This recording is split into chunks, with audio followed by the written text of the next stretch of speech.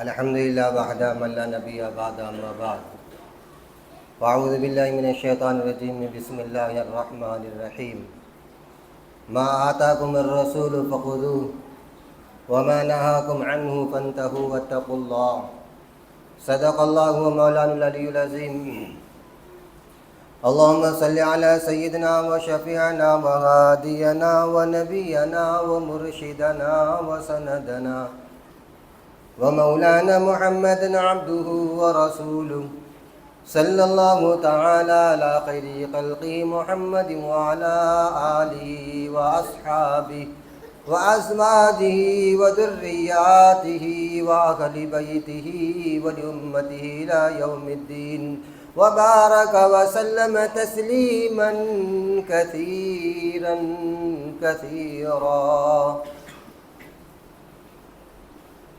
میرے عزیز دوستو بزرگوں، یہ رجب کا مبارک مہینہ چل رہا ہے۔ بڑی افسوسناک بات یہ ہے، امت مسلمہ حقائق کو جاننے کے اور علمی سطح پر اس کو معلومات کرنے کے لیے تیار نہیں۔ جو پرمپرا چل رہی ہے بس اسی کو قبول کر رہی ہے۔ دنیاوی معاملات میں ہر چیز میں ریسرچ اور تحقیق ہوتی ہے، اور دینی معاملات میں ہمارے بڑوں نے جو کہا یا ہماری بڑی عمر کے لوگوں نے جو کہا ہم وہی کریں گے۔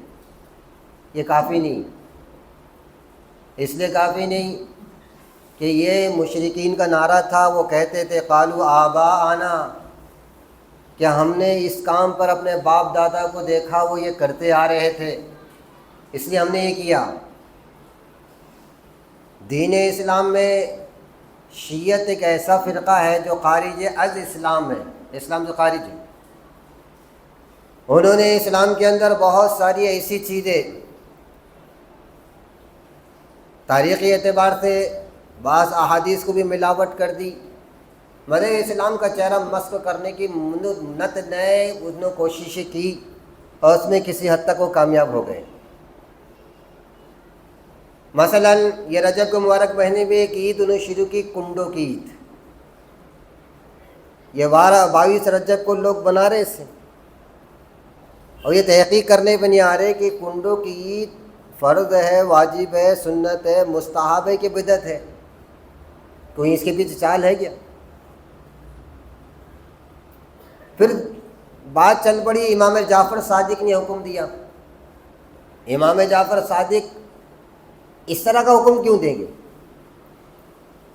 اچھا، بعض لوگوں نے کہا ان کی ولادت ہے، بعض لوگوں نے کہا ان کی وفات اس لیے منا رہے۔ اب باطلی جو نظریات ہے اس کو کسی طرح چھپانا تھا۔ شیعت کے اندر ایک مسئلہ ہے تقیہ بازی، کہ حقیقت کو چھپا کر کوئی چیز کو ظاہر کرنا، وہ ان کے پاس واجب اور فرض کا درجہ رکھتا ہے۔ ان میں ہر آدمی تقیہ کرتا ہے، تقیہ کو جائز سمجھتے ہیں، تقیہ ہم دھوکے بازی سمجھتے ہیں، جو سچ ہے اس کو ظاہر کرنا۔ یہاں پر ہوا کیا تھا، امیر معاویہ رضی اللہ تعالیٰ عنہ، یہ صحابی رسول ہے، کاتب وحی ہے، رسول اللہ کے صالح ہیں، ابو سفیان کے بیٹے ہیں، ام حبیبہ کے بھائی ہیں، اس امت کے ماموں ہیں۔ 22 سال تک حکمرانی کی، اتنی حکمرانی خلفائے راشدین میں کسی نے بھی نہیں کی۔ 19 سال تک تو خود کے ہاتھ میں ان کے یہ تھا، اور اس 22 سال عرصے کے اندر حضرت عمر کے زمانے سے گورنر ہے ملک شام کے، حضرت عمر کے زمانے سے سرکار دو عالم صلی اللہ علیہ وسلم کے بعد ان کے والد سے پہلے یہ ایمان لائے امیر معاویہ۔ آپ صلی اللہ علیہ وسلم ان کو بہت چاہتے تھے، ان کو کئی دعائیں آپ نے دی، کئی دعائیں۔ یہ 22 رجب کی کنڈوں کی عید، اس کی حقیقت کیا ہے، یہ کیوں منائی جاتی ہے، اور اس کے اوپر پردہ کیسا ڈالا گیا باطلوں نے؟ وہ کہتے ہیں امام جعفر صادق کی وفات ہے، حالانکہ تاریخ اٹھاؤ، نہ اس دن حضرت امام جعفر کی ولادت ہے، نہ وفات ہے، نہ اس قسم کا کوئی ان کا آرڈر ہے۔ اصل میں 22 رجب کو حضرت امیر معاویہ کا انتقال ہوا، آپ دنیا سے تشریف لے گئے۔ یہ جو شیعہ ہے، جو اہل بیت کی محبت ظاہر کہتے، یہ مکار ہے، کیونکہ اہل بیت کو جتنا نقصان شیعوں نے پہنچایا اتنا کسی نے بھی نہیں پہنچایا، مگر اب وہ ایسا لبادہ پہنتے کہ اصل محبت اہل بیت کی ہم سوئی ہے، ہم کچھ ہے۔ اس لیے وہ ماتم کا ڈھونگ رچتے ہیں، وہ ڈھونگ ہے ماتم کا، اور وہ یہ بتانا چاہتے ہیں کہ نعوذ باللہ من ذالک امیر معاویہ اور حضرت علی میں بہت بڑا اختلاف تھا اور امیر معاویہ باطل پر تھے، جبکہ امیر معاویہ رضی اللہ تعالیٰ عنہ وہ شخصیت ہے جو سرکار دو عالم صلی اللہ علیہ وسلم کی کئی دعائیں اور کئی بشارتیں ان کے ساتھ، اور اسلام کے اندر جو فتوحات کا دروازہ بہت زیادہ وسیع پیمانے پہ جو پھیلتا چلا گیا وہ امیر معاویہ کی برکت سے۔ حضرت عمر رضی اللہ تعالیٰ عنہ کے دور خلافت میں 22 لاکھ مربع میل ہوئی تھی، آپ نے 10 سال 6 مہینے 10 دن حکومت کی۔ امیر معاویہ کی حکومت کل ملا کر گورنری کی 22 سال، اور ان کے زمانے کے اندر ایک علاقہ پیدا ہوا اتنا بڑا۔ اب حضرت عمر رضی اللہ تعالیٰ عنہ کے زمانے میں 36,000 علاقے فتح ہوئے، اور امیر معاویہ کے زمانے میں 5,500 علاقے فتح ہوئے۔ حضرت عمر رضی اللہ تعالیٰ کے زمانے میں بہت سارے علاقے فتح ہوئے، کچھ چھوٹے کچھ بڑے، ان کے زمانے میں بڑے بڑے علاقے فتح ہوئے۔ یہ جو شیعت ہے، جو یہودیت نے جنم دین کو یہودیت نے کھڑا کیا، انہوں نے ایک لبادہ پیڑا اہل بیت کی محبت کا، یہ دھوکہ دینے کے لیے کہ اہل بیت کو انہوں نے تکلیف دی، قرآن میں رد و بدل کی کوشش انہوں نے کی، کلمے میں رد و بدل کی کوشش انہوں نے کی، خلفائے راشدین اور صحابہ سے اعتماد ہٹانے کا پلان انہوں نے بنایا۔ بھئی جب خلفاء اور صحابہ پر سے اعتماد ہٹ جائے گا تو تعلیمات اسلام کی بنیادیں کیسی کھڑے رہے گی؟ ساری تعلیمات صحابہ سے ہوتی آئی، احادیث صحابہ نے نقل کی، سیرت قرآن صحابہ نے بتایا۔ انہوں نے غیر محسوس طریقے سے یہ پلان بنایا کہ کس طریقے سے مسلمان کھوکھلے ہو جائے۔ یہ روافض جو ہوتے ہیں نا، ماتم جو کرتے ہیں، یہ تو یوں سمجھنا امام حسین کی اور اہل بیت کی بددعا کا اثر ہے ان پر، انہوں نے اپنے بول کر ان کے ساتھ غلط سلوک کیا۔ تو حضرت امیر معاویہ رضی اللہ تعالیٰ عنہ میں حضرت علی میں اختلاف ہوا، مگر وہ اختلاف حق تھا، وہ قاتلان عثمان کے بدلہ لینے پر ہوا، نہ یہ کہ دونوں میں کچھ رنجش تھی، نفرت نہیں۔ حضرت علی کے خاندان اور حضرت معاویہ کا خاندان ہاشمی خاندان نہیں ہے، یہ خاندان آگے جا کے ایک جگہ مل جاتا ہے۔ اور حضرت رسول کریم صلی اللہ علیہ وسلم کی بیوی ام حبیبہ امیر معاویہ کی بہن ہے، وہی تو ام حبیبہ ہے جو ابو سفیان کی بیٹی ہے۔ جب ابو سفیان صلح حدیبیہ کے پاس بعد رسول اللہ سے ملاقات کے لیے، بیٹی کی ملاقات کے لیے گھر میں تشریف لے گئے تھے، حضرت ام حبیبہ نے دیکھی میرے والد آ گئے، مگر وہ مسلمان نہیں ہوئے تھے، بستر بچھا ہوا تھا سرکار کا۔ ام حبیبہ بھاگ کر دوڑ کر گئی اور بستر کو لپیٹ لیا۔ ابو سفیان دیکھتے رہ گئے، وہ کہنے لگے بیٹی کیا بات ہے، کیا یہ بستر میرے قابل نہیں، کیا میں بستر کے قابل نہیں؟ بیٹی کھڑے رہی، کہنے لگے ابا جان آپ اس بستر کے قابل نہیں، کیونکہ بستر محمد الرسول اللہ صلی اللہ علیہ وسلم کا اپنا پاک ہے۔ ابو سفیان تو دیکھتے رہ گئے، دنگ رہ گئے، روسائے قریش میں سے تھے، قریش کے سردار تھے، اور سمجھے تھے میری بیٹی میرا احترام کرے گی، مگر بتانا تھا تمہاری وقات رسول کے مقابلے میں کیا ہے۔ اسے نیچے بٹھا دیا، نیچے بیٹھا۔ ابو سفیان یہ ہو گئے تھے۔ بعد میں خیر ابو سفیان کو اللہ نے اسلام دیا، اس کی وجہ بہت بڑی یہ تھی کہ سرکار بیٹھے ہوئے تھے، حضرت فاطمہ تشریف لائی روتے ہوئے، چھوٹی بچی تھی، کہنے لگے ابو جان مجھے ابو جہل نے مارا ہے تماچا، چہرے پر لال نشان پڑ گئے تھے۔ ابو سفیان کھڑے ہوئے تھے، سرکار نے ابو سفیان کی طرف دیکھا جب مسلمان نہیں ہوئے تھے۔ ابو سفیان کو حضرت فاطمہ کا مار کھانا بہت برا دکھا، اور سرکار نے جب ابو سفیان کو دیکھا، سیدنا ابو سفیان باندھے بنے یہ، تو حضرت ابو سفیان آگے بڑھے، حضرت فاطمہ کا ہاتھ پکڑا، بیٹے چلو میں تم کو بدلہ دلواتا ہوں۔ حضرت فاطمہ کا ہاتھ پکڑ کے لے گئے، اور ابو جہل جہاں بیٹھا ہوا تھا وہاں گئے اور دونوں ہاتھ ابو جہل کے پیچھے باندھ دیا ایسا پکڑ کے۔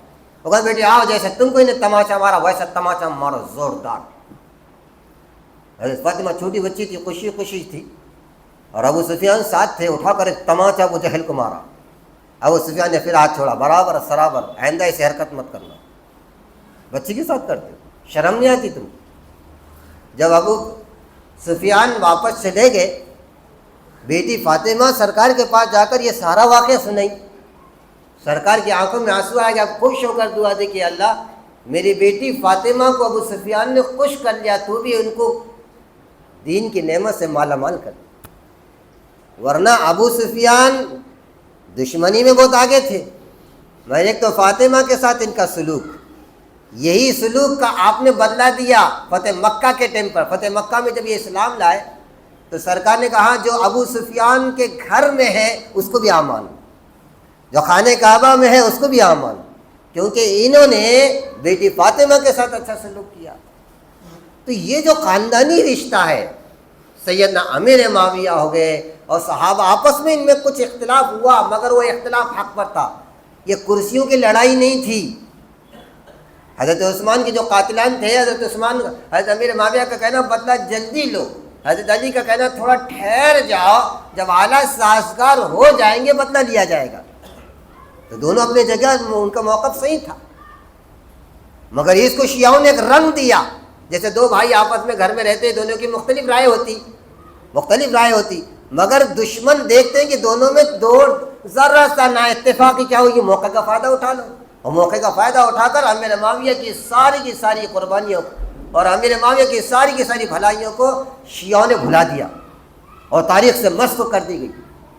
اور اس کے نتیجے میں یہ ظاہر کیا گیا ہم محبت کرتے ہیں اہل بیت سے. دیکھو ابو سفیان کے انتقال پر ہم گھر میں بیٹھ کر پوریاں پکا کر کنڈوں میں کھا کر اس میں ہاتھ دھوتے ہیں. اب یہ ہم خوشی کا اظہار کریں امیر معاویہ کی وفات پر. جیسا کوئی بڑا جابر سرکش اور دہشت گرد مرتا ہے تو لوگ پیڑے بانٹتے نا, یہ کنڈوں کو عید کرنے والے نعوذ باللہ من ذالک امیر معاویہ کی وفات پر خوشی مناتے ہیں. اس لیے تمام مسالک میں, چاہے وہ اہل حدیث ہو, چاہے وہ بریلوی ہو, چاہے دیوبندی ہو, وہ تمام کے پاس کا فتویٰ ہے کنڈوں کی عید صحیح نہیں ہے. مگر کر رہے ہیں, ہمارے بڑوں نے کرتے ہیں, انہیں کر رہے ہیں. کل 22 رجب گزری, پوچھو کتنے کرے. آنے والا 26 جنوری میرے کو تو وہ موضوع بتانا تھا کہ 26 جنوری میں ہم نے کیا کیا اور جمہوری ملک کیسا ہے, ہمارے ساتھ کیا معاملہ ہو رہا اور ہم نے کیا کیا تھا. یہ تمام کی تمام تاریخی باتیں ہمارے سامنے ہونی چاہیے. جب ہم تاریخ کو پڑھتے رونگٹے کھڑے ہوتے ہمارے اسلاف کی تاریخ کو پڑھتے ہوئے, مگر جمہوری ملک ہونے کے بعد ہمارے ساتھ کیا سلوک ہو رہا ہے آج, اس کے کیا کیا دلائل ہیں, وہ سارے کے سارے باتیں ہمارے سامنے ہونی چاہیے. مگر افسوسناک بات, میں اس سے پہلے جیسا کہا کہ حقائق کو سمجھنے کے لیے ہم تیار نہیں. ہاں, ڈاکٹر کون سا اچھا, انجینئر کون سا اچھا, پروفیسر کون سا اچھا, بروکر کون سا کم دلانے والا, کون سا اچھا مال دلانے والا, وہ دیکھیں گے, ادھر اس کو تحقیق کریں گے. یہ نہیں تحقیق کریں گے جائز ہے ناجائز ہے, صحیح ہے غلط ہے, حلال ہے حرام ہے, تاریخی حیثیت کیا ہے, قرآن کیا کہہ رہا ہے, حدیث کیا کہہ رہی. ہم صحابہ کو تاریخ کے پیمانے میں نہیں تولیں گے, صحابہ کو قرآن حدیث کے پیمانے میں تولیں گے. سونا کہاں تلتا ہے, لکڑی کے ترازو پہ تولا جاتا ہے. مولانا مودودی نے یہاں تو ایسی بڑی غلطی کی, جبکہ بہت بڑے صاحب قلم تھے وہ, انہوں نے صحابہ کو لکڑی کے ترازو پہ تول کر سیدنا امیر معاویہ پر بہت بڑا الزام لگایا. بدرین کے صحابہ کو برا بلا کہا, حالانکہ بہت بڑے صاحب قلم تھے. ان کے ساتھ مولانا منظور نعمانی تھے, ان کے ساتھ علی میاں ندوی تھے, ان کے ساتھ بڑے بڑے اکابر علماء تھے. بعد میں یہ کیوں بدل گئے, ان سے انہوں نے کیوں اختلاف کیا, ان سے ہٹ گئے کیوں؟ اس کی واحد وجہ کہ صحابہ کا معاملہ ان کی نگاہوں میں صحیح نہیں, صحابہ کو معیار نہیں مانتے, کیونکہ انہیں صحابہ کو تولا لکڑی کے ترازو میں. لکڑی کا ترازو الگ ہوتا ہے اور سونے کا ترازو الگ ہوتا ہے. صحابہ کو اگر تولتے تم قرآن میں تو قرآن سارے صحابہ کو کہہ رہا رضی اللہ عنہم ورضوا عنہ, سارے صحابہ میں سابقین اول کو کہہ رہا والسابقون الاولون من المہاجرین والانصار والذین اتبعوہم بإحسان. تو قرآن سے اگر تولتے صحابہ کو اللہ کہہ رہے ہیں اور آپ ایمان والوں کہہ رہے اے ایمان والو تم دعا کرنا ربنا اغفر لنا ولاخواننا الذین سبقونا بالایمان ولا تجعل فی قلوبنا غلا للذین آمنوا ربنا انک رؤوف رحیم. قرآن سے تول. احادیث میں حضرت امیر معاویہ کو دیکھو کیسی سرکار نے فضیلت بیان کی, اور امیر معاویہ کے علم کے بارے میں, بادشاہت کے بارے میں, اور پھر امیر معاویہ کا خود نیچر کیا تھا. حضرت عمر جب واپس آ رہے تھے بیت المقدس سے, بیت المقدس کے حالات کا جائزہ لے کے دمشق جب گئے, امیر معاویہ کا ٹھاٹ باٹ دیکھا, کرسی ہے اور لوگ ادھر سے بیٹھے والے اور شاہانہ لباس, حضرت عمر کو بڑا غصہ آ گیا، ناراض ہو گئے، پیشانی پہ ہاتھ کر دیا، رکا آہ آہ کہنے لگے، مطلب افسوس کا اظہار کرنے لگے۔ حضرت امیر معاویہ سمجھ گئے کہ امیر المومنین ناراض ہو گئے مجھ سے، کہنے لگے امیر المومنین خیریت تو ہے، میں نے کیا ایسا کام کیا کہ تم اسلاف سے ہٹ گئے، دنیا تم پر غالب آ گئی، یہ کیا ہے تمہارے پاس ٹھاٹ باٹ شان شوکت؟ حضرت امیر معاویہ کہنے لگے امیر المومنین تھوڑا سا صبر کر لو، فتویٰ اور فیصلہ نہ لگاؤ، میں بتاتا ہوں میں یہ کیوں کر دیا اور آخر حقیقت کیا ہے۔ جب اٹھایا اپنا لباس تو اندر ٹاٹ کا لباس پہنا ہوا، اور ٹاٹ کا لباس وہ جس کو کئی جگہ سے کترا ہوا اور اس کو پیبند جڑے ہوئے ہیں، اور اوپر سے شاہانہ لباس ہے۔ حضرت عمر دیکھتے رہ گئے، کہنے لگے میرے معاویہ یہ کیا حالت بنا تم نے، میں تو سمجھا تمہارے پاس دنیا غالب آ گئی، مگر اندر کیا کہاں، یہ دنیا اندر جو ہے یہ ہماری حقیقت ہے، ہم کچھ بھی نہیں، ہمارے لیے دنیا کچھ بھی نہیں ہے۔ یہ اوپر جو ڈالا یہ دشمنوں پہ رعب اور دبدبا ڈالنے کے لیے کہ دیکھو اسلام میں تمام چیزوں کی گنجائش ہے، میں ان کے اوپر دبدبا اور شان و شوکت بتانے کے لیے کہ اسلام شان و شوکت کا قائل ہے، اس کو بتانے کے لیے میں نے صرف یہ ظاہری لبادہ پہنا، ورنہ حقیقت کے اعتبار سے میں بھی سادہ آدمی۔ بہرحال میرے دوست بزرگ، اللہ ہمیں سمجھ نصیب فرمائے۔ صحابہ کے بارے میں، قرآن کے بارے میں، اہل اللہ کے بارے میں، علماء کے بارے میں کبھی بھی اپنے زبان کو لگام دینا چاہیے۔ بے لگام زبان ہو گئی تو امت کی نگاہوں سے گر جاتے جیسا حضرت والا گری۔ اللہ سمجھ نصیب فرمائے۔ واخر دعوانا